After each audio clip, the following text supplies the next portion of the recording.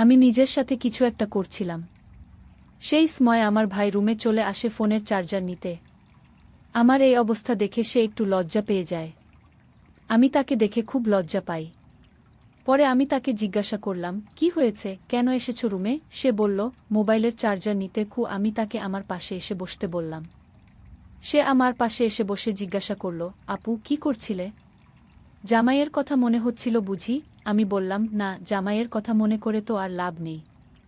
আমি তোমার কথা ভাবছিলাম। হ্যালো ফ্রেন্ড, কেমন আছো সবাই? আমি নীলা। আমার বয়স 25। আমি দেখতে অনেক সুন্দর। আমরা 2 ভাই বোন। আমার ছোট ভাইয়ের বয়স 20। আমি তাকে খুব ভালোবাসতাম এবং স্নেহ করতাম।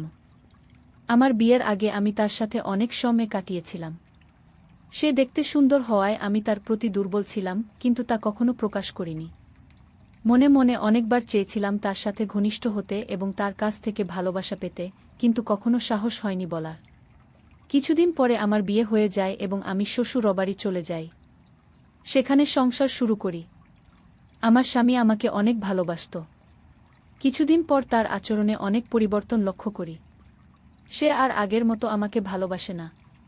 রাত হলেই সে কোনো না কোনো অজুহাতে আমার কাছ থেকে দূরে থাকতে শুরু করে।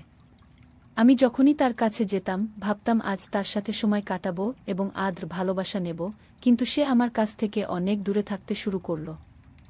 সে এখন এসব করতে পছন্দ করছে না। একদিন আমি তাকে জোর করে এসব করতে বাধ্য করি। তারপর যা হলো তা আমার জীবনটাই শেষ করে দিল।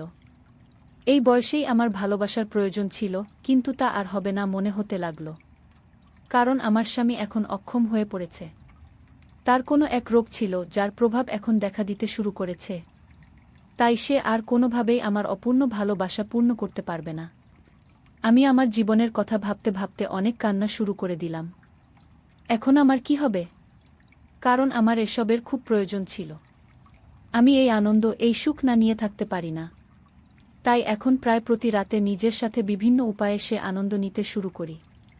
একদিন আমার ভাই আমাদের শ্বশুরবাড়িতে আসে এবং আমাকে বাড়িতে নিয়ে যেতে চায়, কারণ আমি অনেক দিন ধরে বাড়িতে যাইনি।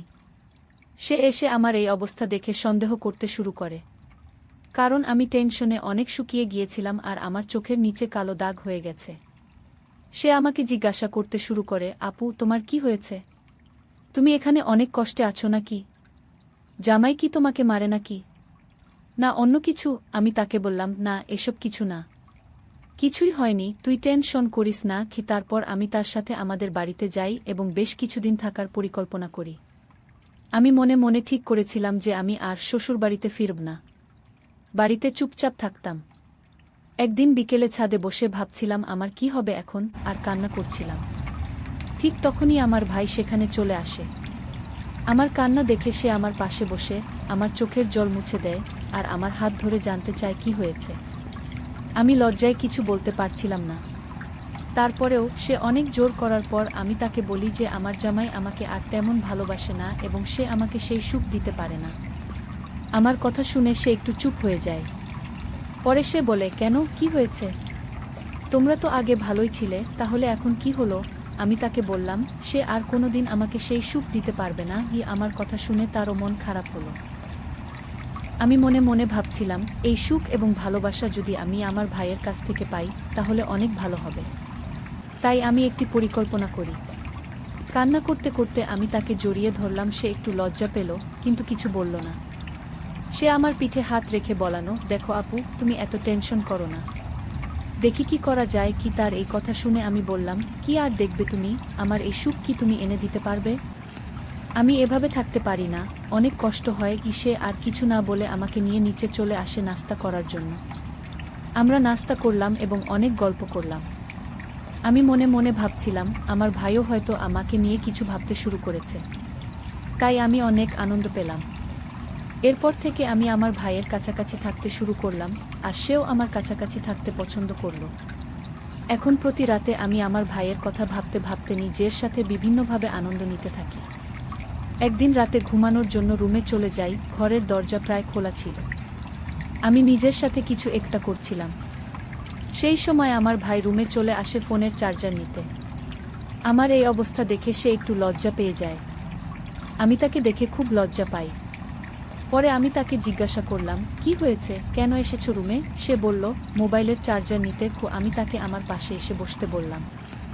সে আমার পাশে এসে বসে জিজ্ঞাসা করল, আপু কি করছিলে? জামাইয়ের কথা মনে হচ্ছিল বুঝি? আমি বললাম, না, জামাইয়ের কথা মনে করে তো আর লাভ নেই। আমি তোমার কথা ভাবছিলাম। সে আমার কথা শুনে অবাক হয়ে যায় এবং বলে, কেন আপু? আমি বললাম, এত অবুঝ সাজতে হবে না কি? তারপর আমি তার খুব কাছে গিয়ে বসে বললাম, ভাই, তুমি আমাকে ভালোবাসবে? আমি তোমাকে অনেক ভালোবাসি। ছোটবেলা থেকেই তো মার সাথে থাকতে চেয়েছি অনেকবার, কিন্তু লজ্জায় বলতে পারিনি। আজ বলছি। সে আমার কথা শুনে বলল, আপু তুমি দেখতে অনেক সুন্দর। আমার ও মন করত, কিন্তু আমিও তোমাকে বলতে পারিনি, ভয়ে কি। আমি তার মুখ থেকে এইসব কথা শুনে অনেক খুশি হলাম আর তাকে জড়িয়ে ধরলাম। সেও আমাকে জড়িয়ে ধরল। আমি তার গালে অনেকবার কিস খেলাম। তারপর অনেক দিনের মনে বাসনা আমার পূর্ণ হতে থাকলো। সে রাতে আমার রুমে অনেকক্ষণ ছিল আর আমাকে অনেক ভালোবাসা দিল, যেটার জন্য আমি এতদিন অপেক্ষা করছিলাম।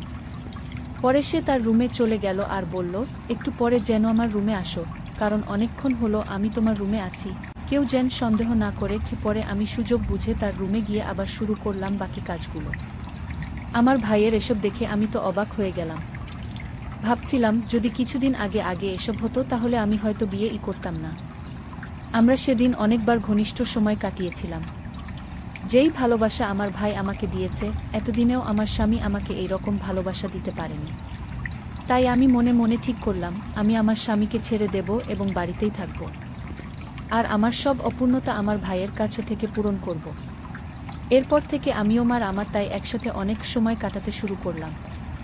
আমরা অনেক গোপনে এই সম্পর্কটা চালাতে লাগলাম, কারণ কেউ যদি এই সম্পর্কের কথা জানতে পারে তাহলে অনেক খারাপ মন্তব্য করবে।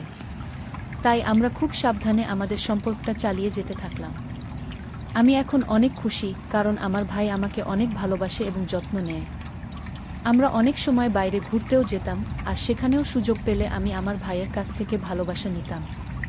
সেও আমার সাথে খুব খুশি ছিল, তাই সে আমাকে অনেক সময় দিত। কিছুদিন পর আমি আমার স্বামীকে ছেড়ে দেই।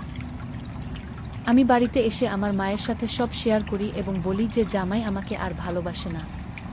আমার কথা শুনে মা বললেন, যেটা তোমার ভালো মনে হয় সেটাই করো। স্বামীকে ছেড়ে দেওয়ার পর আমি নিজেই বাড়িতে থাকতে শুরু করি।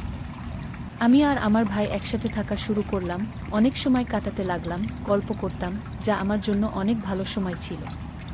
এখন আমরা সুযোগ পেলেই ঘনিষ্ঠভাবে সময় কাটাই। গল্পটা কেমন লাগলো জানাতে ভুলবে না।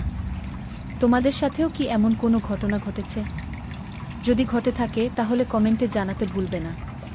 আরও যার মজার রোমান্টিক গল্প শুনতে চাইলে ভিডিওটি লাইক, শেয়ার এবং চ্যানেলটি সাবস্ক্রাইব করতে ভুলবে না। ধন্যবাদ।